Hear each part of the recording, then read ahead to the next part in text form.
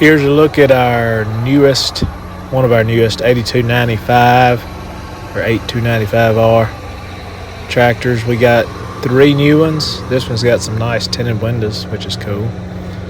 A little different cab, as you can see. A little upgrade to the seat. Bigger screen. Nothing really majorly different. That's cool, tinted windows. About to hook Jason up to a blade, 3-way blade. He's going to go grade a road. There's the blade. It's a nice little rig. That's Jason in the tractor. We're going to get it hooked up, and yep, no problem. It moves up and down. It's got 3 cylinders on it. It goes up and down with the transport. You can adjust the tilt and the angle of the blade as well. Do a lot of different things. Really nice for crowning up roads and all that. All right, Robbie is knocking the old spindles into that bucket that are worn out, putting the same threads that we have been using on there with a new wear ring bearing type thing onto the new spindles. That's the new spindles in there.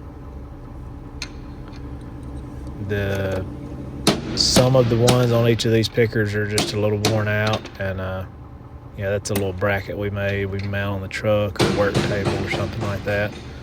Makes it easy to replace spindles. And I think there's something like 3,000 that me and Donald and JR and Jason have been replacing the last few days. I think we're doing 10 on this one front drum, 6 on the back. The other one we're doing just 6 on the front. So here we go. Not the most fun thing to do, but it's got to be done.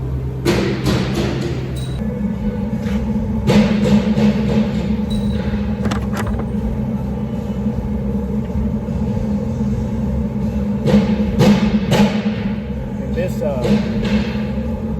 this piece where the threads are aluminum. So these metal threads, you have to be very careful to not mess up the aluminum threads while you're taking them out, which we're taking them out with the impacts, but you just be entirely too time consuming if you didn't. But we got to start them, every one of them back by hand. Not try to, we do. If you don't, like the force 1 or 2 in, that you would rather not do that, because eventually you're going to keep the picker more than a year. You're going to have to do it again, at least some of them. These spindles here will last at least this season, this upcoming picking season. It really depends on how many hours, how many acres you pick with it. Which they can break by hitting chunks and rocks and whatever, but just normal wear and tear. The little spikes on the teeth you can see right there kind of snag that glove right there. You can see that's plenty sharp. An old one won't do that. An old one will just sort of slide. But yeah, got a long way to go. But we don't torque them very much, because the way they spin, they sort of tighten themselves up. That's the reason they are left-handed threads.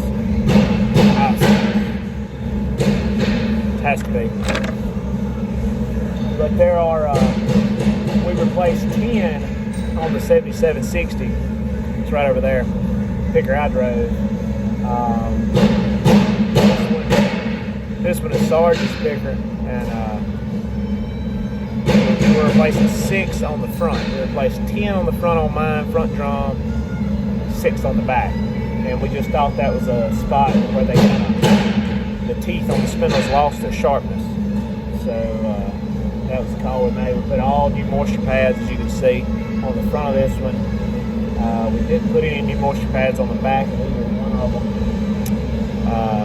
The front picks most of your cotton. Front wears out faster. The bottom wears out faster. That's where most of your bigger bowls, bigger stalks, more sticks, more debris. From about here up to the top, doesn't really hardly ever wear out. I'm gonna say we've never ran a picker old enough that you had to replace all the spindles. I'm sure you do after 7, 8, 9 years, but yeah. There's Donald, he's coming to help. He's been on break, I guess.